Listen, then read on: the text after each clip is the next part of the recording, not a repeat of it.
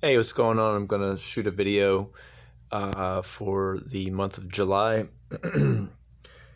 uh, Start off with some movies, in no particular order. Three of these right here, Pulp Fiction, Blade 2, and Castaway, are still sealed.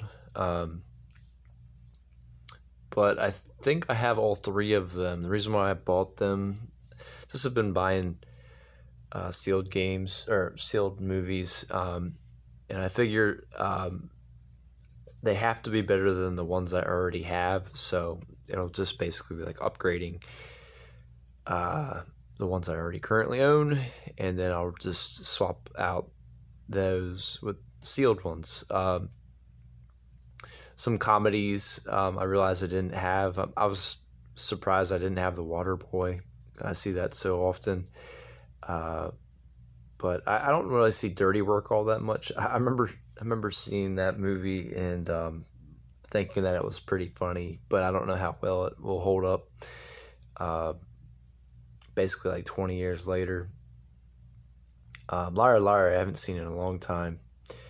Um, but Apocalypto is a movie that I don't normally see that, so I was pretty excited when I saw that. And then Pursuit of Happiness is a movie I haven't seen in a long time, but I'm surprised I didn't have that actually. Um, Found a book. I like this author, Joseph Ellis. Really gravitate towards nonfiction and books with related to history. But I have yet to really open that up. But I collect books too, by the way. Um, Surprisingly, did not have Need for Speed Underground 2. I think I have the first one, but I did not have the second one. This one was this was at Goodwill. This might have been one. Yeah, this is one that's got a second game inside of it, I think. Yeah. It has ATV, Off Road Fury, and the under Need for Speed Underground 2. And the thing that made that great too, I can remember when that happened. They normally write on the cases $1.99, but the person that put that out never did that, so they just charged me like 60 some cents for that. So I got two movies, and I didn't mess around with that second disc in there. That was just in there, and I just took it up, and I didn't take it out. I just left it in there. Is what I'm trying to say. A couple Switch games, three Switch games. Oddworld, Stranger's Wrath, HD. That was a really good deal on Amazon a bunch of weeks back. It was like four. It was either like it was less than $14.99 actually. I think it wasn't $9.99, but it wasn't. It was like probably around like $12.99. And I just went ahead and got it. Blue Fire is a game that I played a little bit, and I found it to be a really good game. I've kind of moved on to some other things, but it's definitely a really interesting platformer. It's hard to describe what that game really is, but it's definitely an indie game. And then Panzer Paladin is a game I just picked up just a few days ago. I have yet to open that up. I have yet to play it, is what I'm trying to say. Strange Brigade is a game I picked up a few weeks back. I owned that already on Xbox One, but it literally was like $3, and it was less than $4 at Best Buy.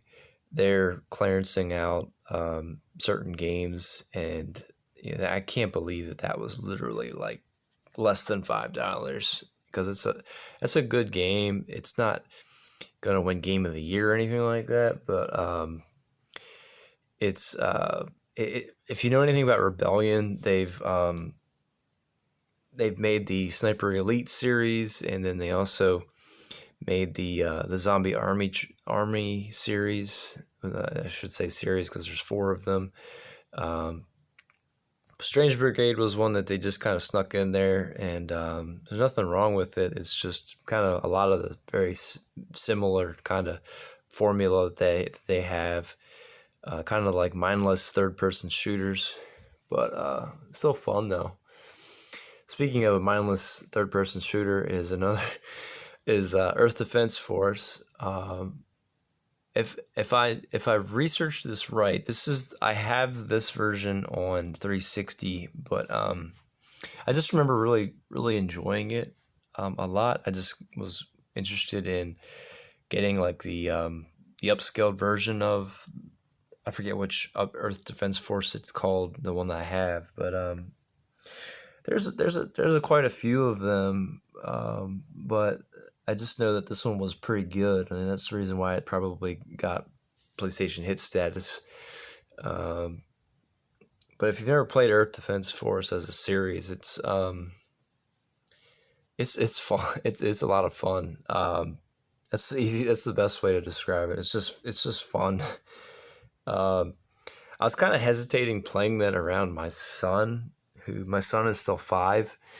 Because like at first I was thinking like he probably would love that, but then I was thinking like I'm not sure how he would do with like they're like massive ants that are really huge that you shoot, and I think some other enemies in the game that I can't think of, but I was thinking along the lines of him having nightmares and stuff like that, but so probably have to wait to play that when he's not around.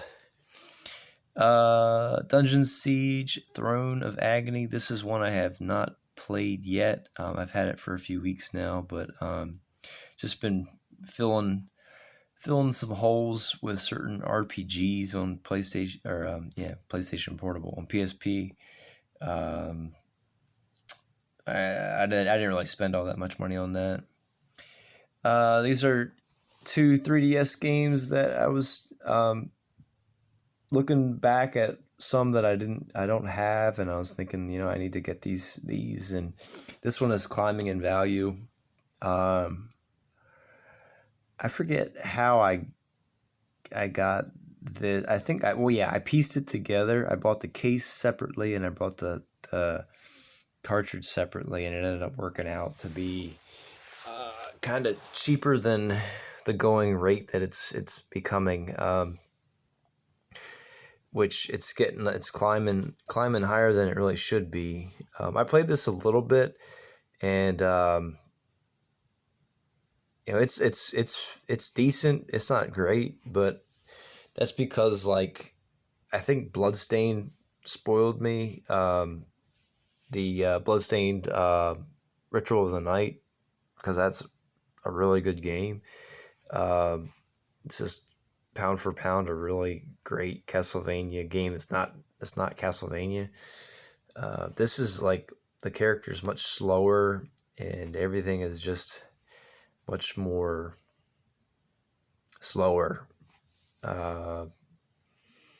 Which is not a bad thing. It's just that like when you go to something that's much more smoother, and the gameplay is a lot faster, and you go back to something that's years older and it's slower, it's just hard to really get into it. And then I have yet to play Bravely Second. I just knew I enjoyed the first one, Bravely Default. I just knew that I didn't have these two, and I needed to keep an eye out for them before I just forget about them. This came in from Limited Run Games about a week or so ago, and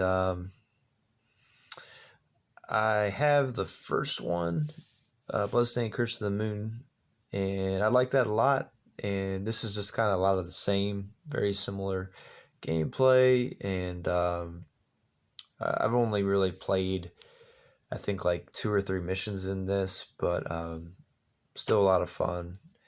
I'll still go back to it, and hopefully we'll be able to beat it because it's not too hard of a game. I mean, it's not easy, but it's not as hard as playing like actual Castlevania 1 or Castlevania, any of the Castlevanias from the 90s, 80s, and 90s. But it's very similar, just not as hard.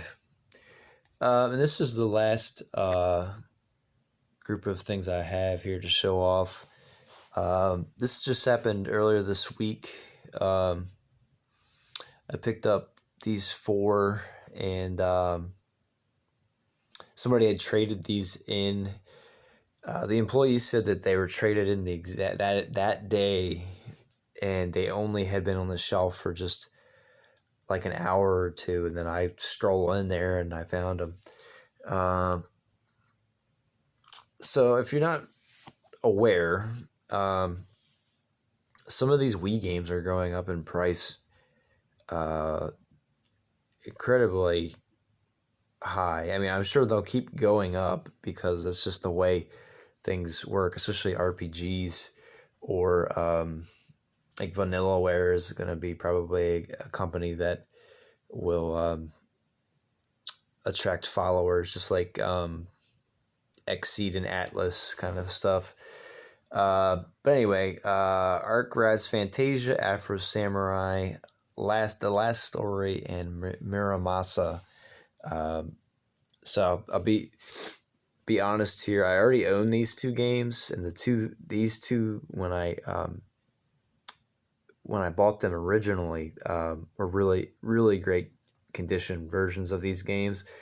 So it's like these versions that I have here, they look pretty good, but they're not as good as what I own currently. I think when I bought them, they were like GameStop new, like where they say that they're new, but they've never been sold kind of deal, where these were owned before by somebody that was not wise enough to sell it elsewhere and trade it into GameStop. But GameStop, this is to my advantage because GameStop did not update the values on these older games. They just looked them up into their system and then just slapped a sticker on, and then I came strolling in. So I'm gonna probably put these up and list them, sell them, or trade them. Definitely, probably sell them, and then it'll make all my money back. And then I probably will try these games, but I'm also very tempted to probably just list these as well, just because I probably can easily double and probably triple my money on all of these. So yeah, it's this is the second time this happened in like within a year's time, where I walk into a GameStop and I found games that were traded in that were worth a lot more than what the asking price was. It's just that I think it's just the how volatile the price fluctuates on certain games, even in just months' time. And I know that the pandemic really influenced supply and demand of certain games. But and another thing too is it wouldn't hurt to even just hold on to them even longer, and then just see, is it worth to sell it right now, or is it worth it to sell it a year from now, 2 years from now? I'm not sure. It all depends on how much of a demand there is, especially for like Wii games. I think PlayStation 3 is already surprisingly seeing a demand, which I think is odd. I think it's just so early still, but like people have a demand for PlayStation 3 and 360 games when it just seemed like that was just not that long ago. But anyway, this is what I picked up, and let me know what you think. What are you playing? What did you find recently? And I will see you next time.